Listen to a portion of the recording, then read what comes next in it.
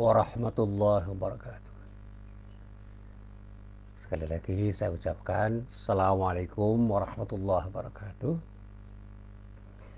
Para jamaah yang dirahmati Allah, alhamdulillah wa syukrulillah, la haula wa la quwwata illa billah, asyhadu an la ilaha illallah wahdahu la syarika lah, wa asyhadu anna muhammadan abduhu wa rasuluh.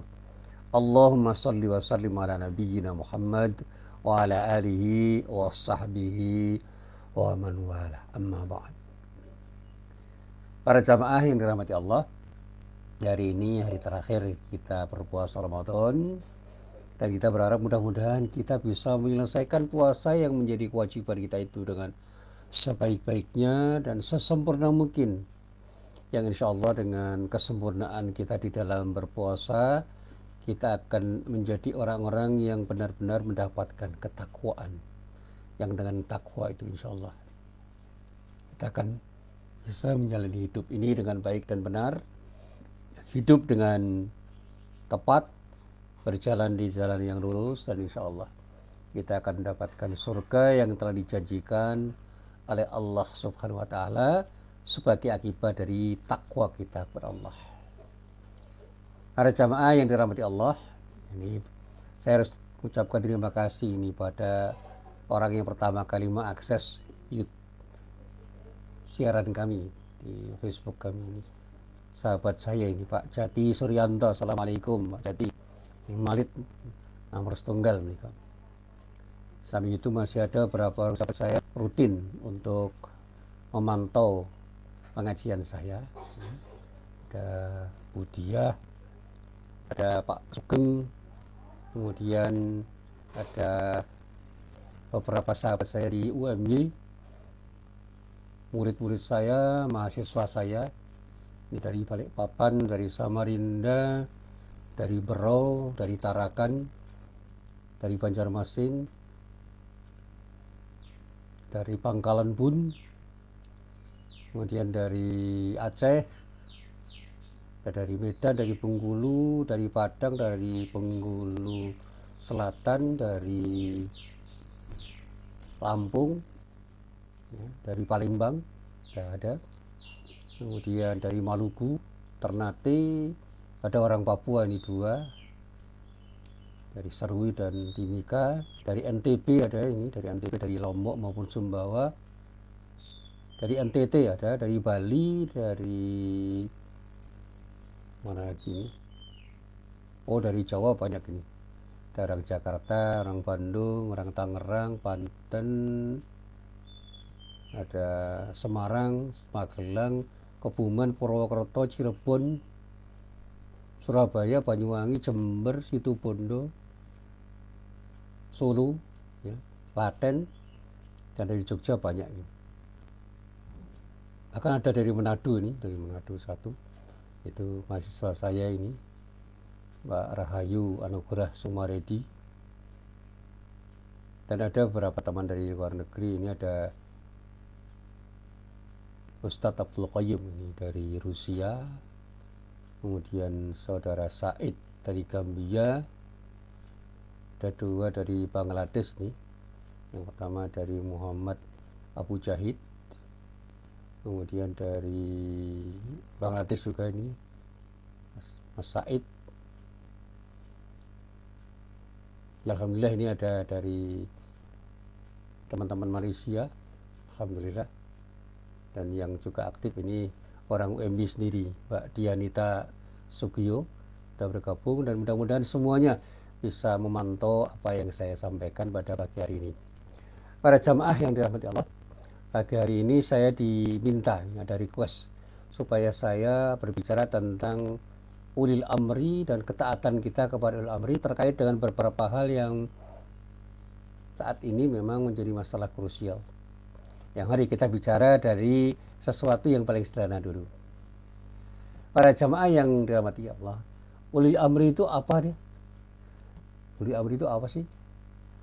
Kalau ulil amri itu orang atau kelompok orang, siapa mereka? Dan kemudian kalau kita bicara ketaatan, bagaimana kita umat Islam harus taat pada ulil amri itu? Karena masih banyak dibicarakan. Sampai detik ini masih menjadi perbincangan yang menarik. Rangkaian kata yang terdapat pada surah An-Nisa ayat 59 ini yang berisi tentang perintah Allah Subhanahu wa taala agar kita umat Islam patuh terhadap Allah, patuh terhadap Rasulnya, dan juga ulil amri kita. Nah, saya baca dulu firman-Nya di dalam surah An-Nisa ayat 59. Allah berfirman, A'udzubillahi minasyaitonirrajim. Ya ayyuhalladzina amanu athi'ullaha wa athi'ur rasula wa ulil amri minkum. Fa in tanaza'tum fi syai'in farudduhu ilallahi war rasul in kuntum tu'minuna billahi wal yawmil akhir dzalika khairu wa ahsanu ta'wila. Ayat ini ayat yang dihafal banyak orang. Bahkan beberapa kali saya mendengarkan di dalam sebuah pengajian yang terkait dengan persoalan-persoalan kepemimpinan. Ayat ini dibaca dengan bacaan yang indah. Nah, baik, kita coba untuk memahami ayat ini bicara tentang apa dan bagaimana kita memahaminya dengan tepat menurut kaidah-kaidah tafsir sebagaimana yang sudah dijelaskan oleh para ahli tafsir. Ayat ini diserukan kepada orang-orang yang beriman. Nidanya, seruannya kepada semua orang yang beriman, laki-laki, perempuan, tua, muda, siapapun mereka, di mana saja mereka berada, tidak terikat oleh ruang dan waktu. Allah berfirman, ya ayyuhalladzina amanu, wahai semua orang yang beriman tanpa kecuali, atiullaha wa atiur rasul, taatilah Allah. Ini bahasa yang sederhana, taatlah kamu semua kepada Allah. Kemudian diikuti lagi, taatilah kamu semua atau taatilah Rasul. Maksudnya Rasulullah. Nah, kalau kita umat Islam ya taatilah Rasul Allah yang bernama Muhammad sallallahu alaihi wasallam. Wa ulil amri minkum. Nah, ini nanti masalah yang krusial di sini. Dan ulil amri di antaramu. Jadi ini yang jadi krusial, kata-kata ulil amri. Fa in tanaza'tum fi syai'in. Nah, ini ada rangkaian kalimat yang indah nih. Yang pertama dikatakan, kemudian jika kamu berlainan pendapat, atau kalau dalam bahasa yang lain, ketika Anda semua itu berbeda pendapat di antara Anda semua, ya, istilah pendapat itu kan biasa tentang sesuatu. Fi syai'in, tidak disebutkan sesuatu itu apa. Sifatnya itu masih general, umum, tidak tertentu, artinya dalam banyak hal. Farudduhu ilallahi war rasul, maka kembalikanlah apa yang menjadi perselisihanmu itu kepada Allah dan kepada Rasul. Artinya kembali kepada Al-Quran yang itu merupakan kumpulan firman Allah, dan kepada Rasul dalam arti sunnah Rasulullah yang kemudian kita bisa melihatnya di dalam kumpulan-kumpulan hadis Nabi Muhammad sallallahu alaihi wasallam. Nah, lalu ada kata-kata yang indah. In kuntum tu'minuna billah wal yawmil akhir. Jika kalian beriman kepada Allah dan hari kemudian. Jadi kalau Anda betul-betul beriman kepada Allah dan hari akhir, dengan seruan ini kamu harus taat. Artinya taatlah kamu kepada Allah, taatlah kamu kepada Rasulullah dan ulil amri kamu, ulil amrimu itu. Dzalika, nah, yang demikian itu khairun, lebih baik, artinya lebih utama bagimu. Wa ahsanu ta'wila, dan juga lebih baik akibatnya. Artinya apa? Keputusan untuk taat kepada Allah, kepada Rasulullah, pada amri itu adalah keputusan terbaik sekarang dan di masa yang akan datang. Artinya apa? Ketika Anda memutuskan itu adalah keputusan yang tepat, dampaknya pasti lebih baik dibanding ketika Anda tidak taat. Baik tidak taat kepada Allah, tidak taat kepada Rasulullah, dan tidak taat kepada ulil amri Anda semua. Nah, baik-baik, kita coba untuk kita bicarakan dengan bahasa yang sederhana saja. Nah, berkenaan dengan makna surat An-Nisa ayat 59 ini, misalnya Imam Bukhari menyatakan bahwa ayat ini diturunkan berkenaan dengan seorang yang bernama Abdullah bin Hudzafa bin Qais bin Adi, ketika ia diutus oleh Rasulullah sallallahu alaihi wasallam untuk memimpin pasukan khusus dalam sebuah peperangan. Dan hal yang sama juga diketengahkan oleh para periwayat lainnya, kecuali Imam Ibnu Majah melalui hadis Hajjaj bin Muhammad Al-A'war dari Abdullah bin Abbas radhiyallahu anhu. Nah, sementara itu kita juga bisa mencermati bahwa Imam Bukhari dan para ulama hadis lain juga meriwayatkan sebuah hadis yang berasal dari Abdullah bin Umar radhiyallahu anhuma yang menyatakan bahwa Rasulullah Shallallahu Alaihi Wasallam itu pernah bersabda dengan sebuah sabdanya yang terkait dengan persoalan ketaatan kita kepada ulil amri ini. Rasulullah menyatakan as-sam'u wa ta'atu 'alal mar'il muslimi fi ma ahabba wa kariha ma lam yu'mar bi ma'siyatin. Fa idza umira bi ma'siyatin fala sam'a wa la ta'ata. Ada kata-kata as-sam'a wa ta'ata 'alal mar'il muslim fi ma ahabba wa kariha ma lam yu'mar bi ma'siyatin fa idza umira bi ma'siyatin fala sam'a wa la ta'ata. Tunduk dan patuh itu diperbolehkan bagi setiap muslim dalam semua hal yang disukainya maupun yang dibencinya.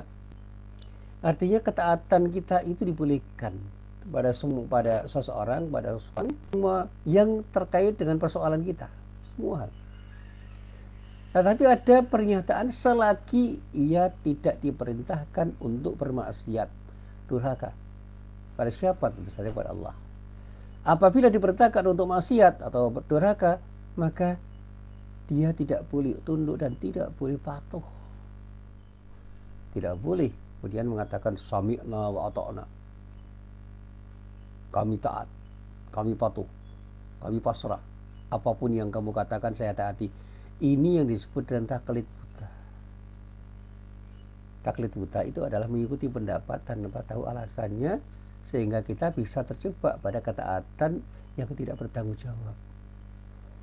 Kan kalau kita mau ideal, ya jadilah orang yang taat karena ada alasan yang menurut pandangan kita itu tepat untuk dijadikan argumen atau alasan untuk taat. Jadi jangan asal taat, pakai akal sehat, kira-kira begitu. Lalu di dalam hadis lain juga dinyatakan dengan pernyataan yang mirip, la ta'ata fi ma'asiyatillah, innama ta'atu fil ma'ruf. Ini hadis Bukhari dan Muslim juga ini. Tidak ada ketaatan dalam kemaksiatan kepada Allah. Hanya saja ketaatan itu di dalam kebajikan. Jadi taat itu dalam hal yang baik. Hal yang tidak baik jangan. Hal yang benar, hal yang salah jangan. Jadi ada ketaatan yang disebut ketaatan relatif terhadap ulil amri. Kalau taat pada Allah dan Rasulnya itu mutlak. Karena tidak mungkin Allah dan Rasulnya itu memerintahkan kita untuk berbuat sesuatu yang tidak baik. Nah, tetapi di dalam kaitannya dengan ketaatan kita kepada ulil amri itu manusia. Kita boleh taat kepada mereka selama ketaatan kita itu mengarah kepada kebaikan. Sebaliknya, ketika ulil amri itu memerintahkan kita untuk taat di dalam kemaksiatan, katakan jangan. Ya, kita belum bahas siapa ulil amri. Lalu ada riwayat lain juga dari Ibnu Majah yang meriwayatkan hadis dari Abdullah bin Mas'ud radhiyallahu anhu yang menyatakan bahwa Rasulullah itu pernah bersabda dengan pernyataan yang mirip. Apa sabdanya? La ta'ata liman asallah. Tidak ada ketaatan kepada orang yang bermaksiat atau durhaka kepada Allah. Jadi ini penegasan. Tidak boleh ada ketaatan. La ta'ata, lamnya itu lam alif, inilah nafiyah ini. Lil jins ini. Huruf yang menyatakan tidak untuk semua hal yang dikatakan setelah huruf la. Tidak ada yang boleh ditaati. Siapa yang tidak boleh ditaati? Orang yang mengajak kita untuk bermaksiat. Jadi kemaksiatan yang diajakkan oleh siapapun dari kita jangan ditaati. Tidak ada ketaatan untuk orang yang berbuat maksiat itu. Dan masih banyak lagi kalau mau kita cari hadis-hadis yang semakna dengan hadis-hadis yang setelah saya sebutkan itu. Nah, mari kita coba untuk kita urai. Apa makna ayat itu? Nah, jika kita lihat isi kandungan pada ayat ini, yaitu perintah bagi kita orang Islam agar taat pada putusan-putusan yang terkait dengan apa yang disampaikan, apa yang gagas, apa yang diperintahkan oleh amri, termasuk putusan hukum, ya, yang secara hierarkis dimulai dari penetapan hukum dari Allah. Hukum dari Allah harus taati ya. Sehingga ketika orang yang beriman itu taati perintah Allah. Jadi Quran itu menjadi acuan kita. Nah, taatilah perintah Rasulullah itu artinya kita taat pada Rasulullah dengan melihat sunnah-sunnah yang bisa kita lacak di dalam hadis-hadis Nabi Muhammad SAW. Dan juga kita diperintahkan untuk taat pada ulil amri. Nah, ulil amri itu siapa? Sering diterjemahkan, ulil amri itu pemegang kekuasaan, pemerintahan. Tapi ada kata-kata yang nanti harus kita pahami, yaitu selama ketetapan-ketetapan dari pemegang kekuasaan atau ulil amri itu tidak melanggar ketentuan Allah dan Rasulnya, begitu. Jadi para jamaah yang dirahmati Allah, jika terdapat perbedaan tentang sesuatu masalah yang tidak bisa dipertemukan di antara setiap fatwa atau petunjuk atau perintah dari ulil amri ini, maka kembalikan semua itu kepada nilai-nilai dan jiwa firman Allah, yaitu Al-Quran, dan juga nilai-nilai dan jiwa tuntunan Rasulullah dalam bentuk sunnahnya. Nah, itulah pembuktian pada diri kita kalau kita itu betul-betul beriman kepada Allah dan hari kemudian. Jadi kalau kita ini orang yang beriman, jadilah orang yang taat pada Allah dan Rasulnya. Dan ketika kita taat pada ulil amri, kita itu taat kepada mereka sebatas ketaatan kita kepada Allah dan Rasulnya. Artinya terkait dengan ketaatan kita kepada Allah dan Rasulnya. Nah, ketika ulil amri itu mengajak kita untuk tidak taat kepada Allah dan Rasulnya, kita harus berani mengatakan tidak. Tidak boleh kita taat. Nah, siapa ulil amri yang harus kita taati dengan ketaatan relatif itu? Misalnya At-Tabari menyebutkan bahwa para mufassir punya pandangan tentang arti ulil amri ini dengan pandangan yang berbeda-beda. Ulil amri ini pada prinsipnya adalah disebut untuk umara, ya, para pemimpin yang mengurusi urusan duniawi. Ulama lain misalnya masih dalam kitab tafsir At-Tabari dinyatakan bahwa mereka disebut ulil amri itu adalah ahlul ilmi wal fiqh. Mereka yang punya kapasitas keilmuan, ilmu ilmuwan dan faqih, dan orang-orang yang betul-betul faqih, orang-orang yang faham terhadap agama. Jadi mereka itu adalah ulama yang intelektual atau intelektual ulama. Sebagian ulama yang lain bahkan berpendapat bahwa yang dimaksud ulil amri itu terkait dengan sahabat-sahabat Rasulullah. Selain sahabat Rasulullah bukan ulil amri. Nah, sebagian yang lain berpendapat bahwa ulil amri itu dikhususkan untuk Abu Bakar dan Umar. Nah, nanti bisa kita baca di dalam kitab tafsir At-Tabari, ya, juz 5 halaman 147 sampai 149. Nah, sementara kalau kita merujuk pada ulama yang lain, misalnya Imam Al-Mawardi itu mengatakan bahwa terkait dengan ulil amri itu ada minimal 4 pendapat yang bisa kita cermati. Yang pertama, yang disebut ulil amri itu adalah umara, para pemimpin yang konotasinya adalah pemimpin dalam masalah keduniaan, termasuk pemimpin di negara kita ini. Dan ini merupakan pendapat yang berasal dari Abdullah bin Abbas dan yang lain-lain. Tetapi mereka juga berpendapat di dalam memahami sabab nuzul ayat ini.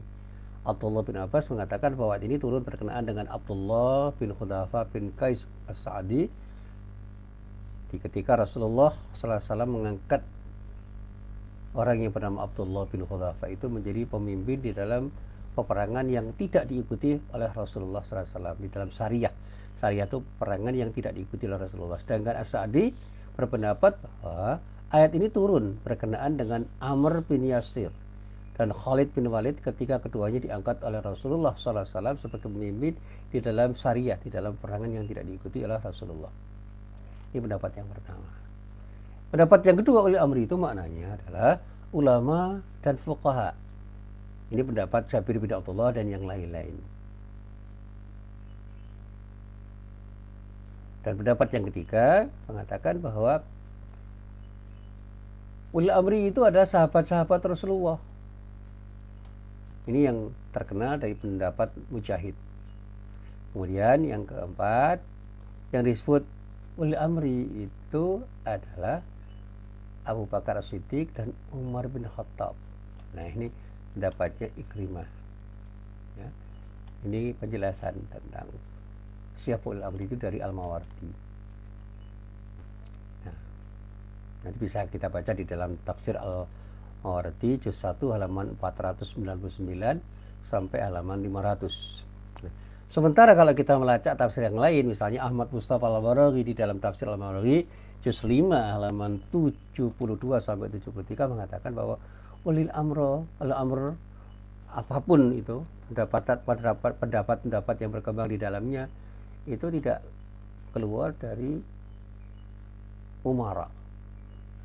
Umara itu ya para amir atau para pemimpin keduniaan yang antara lain adalah para pejabat negara atau presiden dan orang-orang yang menjadi pemimpin yang terpilih atau ahli hikmah atau ilmuwan-ilmuwan, para ulama dan pemimpin pasukan dan semua pemimpin lainnya serta zu'ama, ya, pemimpin-pemimpin agama yang ketika orang itu punya masalah mereka akan menjadi rujukan. Al-Mawardi bahkan mengatakan contoh yang dimaksud ulil amri itu adalah ahlul khalli wal akti, misalnya orang-orang di kalangan legislatif yang oleh umat itu dipercaya.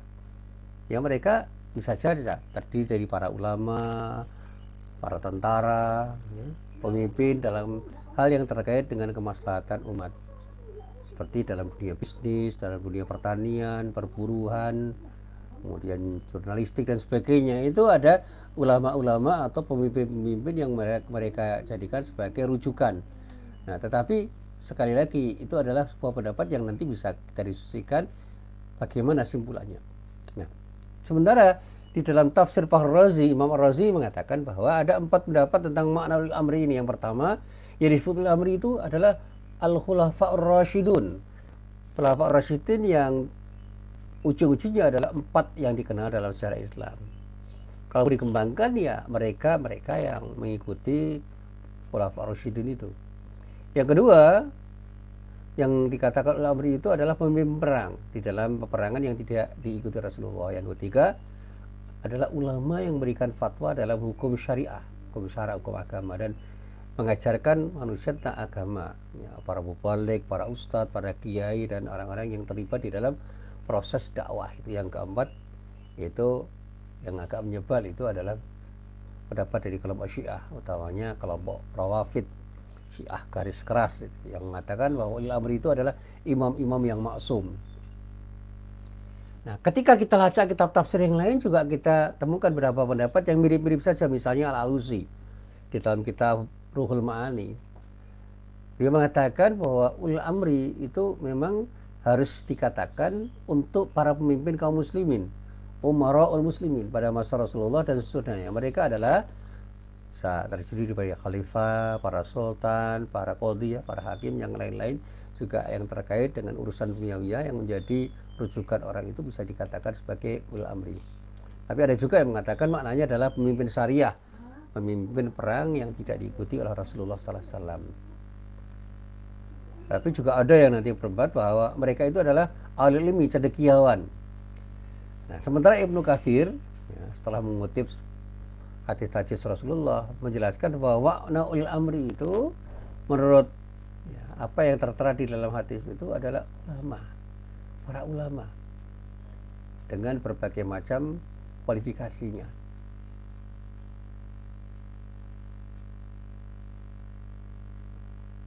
Sedangkan secara umum ulil amri itu juga bisa dikatakan lebih dari sekedar pemahaman lahiriahnya atau lahiriahnya, tekstualnya, yaitu ulama dan umara secara keseluruhan.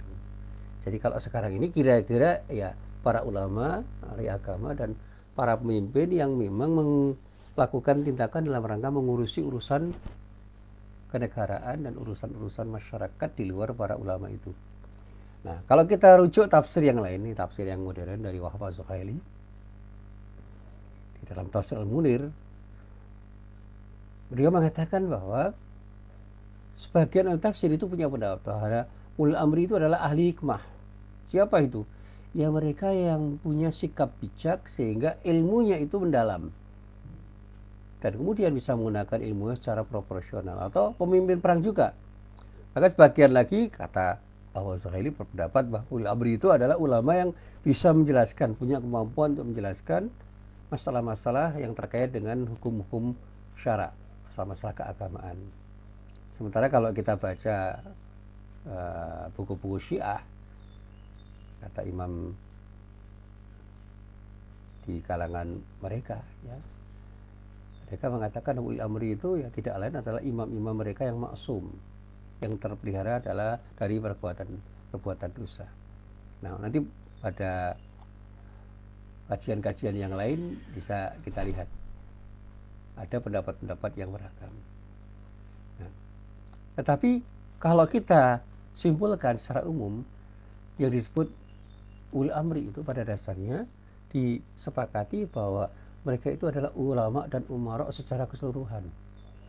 Nanti bisa kita kaji di dalam kitab-kitab tafsir yang lain. Misalnya Ibnu Arabi mengatakan simpulan dari kajian tafsir itu bisa kita pahami bahwa yang namanya pemimpin yang disebut ulil amri itu tidak hanya pemimpin dalam arti formal yang dipilih oleh orang, tapi juga para ulama atau orang-orang yang pada saatnya itu bisa memimpin masyarakat.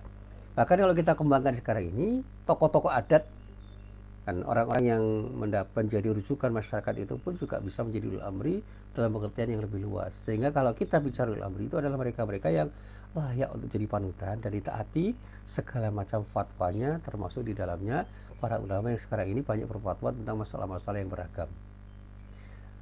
Nah, para jamaah yang dirahmati Allah. Nah, setelah kita tahu siapa ulil amri, kira-kira ulama dan umara, dan kita wajib taat dengan ketaatan yang relatif, dalam arti harus hanya taat ketika mereka mengajak kita untuk taat pada Allah dan Rasulnya. Sebaliknya kalau mereka justru keluar dari ketaatan kita kepada Allah dan Rasulnya, kita tidak boleh taat pada mereka. Ada ibrah, ada pelajaran yang bisa kita ambil dari diskusi ini. Yang pertama, dari kajian tafsir tentang ayat yang terdapat di dalam surah An-Nisa 59 itu, memang para ulama berbeda pendapat mengenai makna ulil amri. Ada yang mencoba memahami secara tekstual, ada yang memahami secara kontekstual. Tetapi ujung-ujungnya akhirnya mereka mengakui bahwa para ulama dan umara itu adalah orang-orang yang paling tepat untuk disebut sebagai ulil amri. Itu kalau kita perluas pemaknaannya. Nah, di dalam sejumlah kitab tafsir memang ada sedikit banyak pendapat yang berkembang, tapi sebagai catatan akhir kita tahu bahwa pendapat yang paling kuat yang rajih itu adalah pendapat yang mengatakan bahwa ulil amri itu tidak hanya dibatasi oleh ruang dan waktu yang sangat sempit, sehingga kalau ulil amri itu hanya para sahabat atau bahkan khulafaur rasyidin atau yang mempersempit Umar dan Abu Bakar, bahkan di kalangan Syiah itu hanya imam-imam mereka yang maksum, itu kita akan kehilangan arah. Nah, sekarang ini terlalu banyak orang yang bisa kita jadikan sebagai rujukan dan bisa kita jadikan sebagai tempat di mana kita mematuhi aturan-aturannya, termasuk dalam hal ini pemerintah. Nah, sehingga sebagai catatan akhir, kita memang diperintah oleh Allah untuk taat pada ulil amri. Apapun pendapat yang kita pilih tentang ulil amri itu, kita wajib taat. Namun, perlu kita perhatikan bahwa perintah Allah pada diri kita untuk taat kepada ulil amri itu tidak bersifat mutlak. Oleh karena itu dalam ayat ini tidak digabungkan dengan kata ati'u. Ati Allah wa ati Rasul itu mutlak. Tapi dengan kata taat terkait dengan ketaatan kita kepada Allah dan Rasulnya. Jadi perintah taat kepada ulil amri tidak digabungkan dengan ketaatan yang terkait dengan ketaatan mutlak. Karena tidak ada kata ati'u. Sebagaimana yang dinyatakan oleh Allah di dalam firman-Nya surat An-Nisa 59, di ketika kita harus taat pada Allah ada kata ati Allah. Ketika kita harus taat pada Rasul, wa ati'ur Rasul. Sehingga kalau kita rujuk kembali di dalam kajian tafsir, misalnya Pak Quraisy Shihab mengatakan dengan ulasan yang agak menarik ini. Tidak disebutkannya kata taat kepada ulil amri, ini dikatakan oleh Pak Quraisy Shihab bahwa ayat ini memberi isyarat bahwa ketaatan kita kepada ulil amri kepada mereka tidak berdiri sendiri, tetapi berkaitan dan atau bersyarat dengan ketaatan kita kepada Allah dan Rasulnya. Dalam arti bila perintahnya bertentangan dengan nilai-nilai ajaran Allah dan Rasulnya, maka tidak diperbolehkan sama sekali kita untuk taat kepada mereka. Ini yang kemudian dinyatakan dalam ungkapan yang sangat populer oleh para mubalik, para ustaz, para dai. Ungkapannya apa? La ta'ata li makhlukin fi ma'siyatil khaliq. Tidak dibenarkan adanya ketaatan kepada seorang makhluk dalam kemaksiatan kepada Khalik atau kepada Allah. Dan ternyata ungkapan ini ada ungkapan yang dirujuk dari sabda Rasulullah Nabi Muhammad SAW yang berasal dari sahabat Imran bin Husain. Imran bin Husain seorang sahabat Nabi yang menyatakan bahwa Rasulullah menyatakan bahwa kita ini tidak boleh taat kepada makhluk Allah dalam hal yang terkait dengan kemaksiatan. Nah, nanti bisa kita lacak di dalam kitab yang ditulis oleh Imam At-Tabrani. Judul kitabnya Al-Mu'jam Al-Kabir. Juznya juz 13 halaman 60.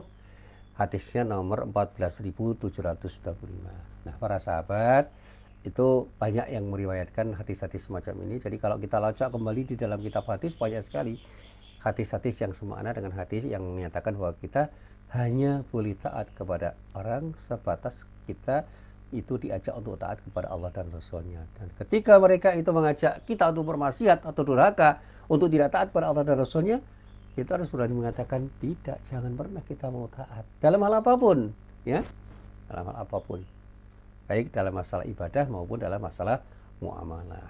Jadi kalau kita kaitkan di zaman sekarang, ya sudah, biarlah Amirul Mukminin yang sekarang disebut dengan Ulul Amri itu memerintahkan kita untuk melakukan apa saja atau melarang kita untuk tidak berbuat saja. Biarlah mereka berfatwa dengan fatwanya yang beragam. Tapi kita harus bisa menelaah dengan sikap kritis, mencari reason, mencari alasan yang mereka miliki, sehingga reasoning kita itu kita coba, ya. Argumen-argumen itu kita coba untuk kita kaitkan dengan argumen yang kita bangun. Kira-kira mana di antara pendapat mereka yang perlu kita rujuk, dan mana di antara pendapat mereka yang tidak perlu kita rujuk, dan mana yang harus kita setujui, mana yang harus tidak kita setujui. Dan pada akhirnya ketaatan kita itu bukan merupakan ketaatan yang membabi buta, yang disebut dalam istilah agama dengan taklid buta. Jadi kalau saya ditanya, boleh nggak kita tidak taat pada ulama? Boleh. Haruskah kita taat pada ulama? Harus. Lalu penjelasannya gimana? Kita tidak boleh taat pada siapapun ketika ketaatan kita itu menyalahi ketaatan kita kepada Allah, atau kita diajak untuk tidak taat kepada Allah. Tetapi kalau kita diajak untuk taat kepada Allah, sami'na wa ta'ana, ikuti aja apa kata mereka, karena mereka adalah orang-orang yang membimbing kita untuk mendapatkan ridho dari Allah Subhanahu wa Ta'ala.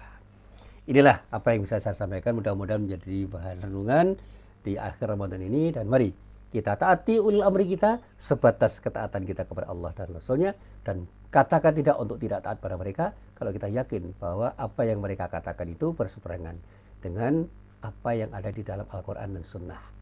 Inilah apa yang saya sampaikan, mudah-mudahan bermanfaat. Billahi taufiq wal hidayah. Assalamualaikum warahmatullahi wabarakatuh.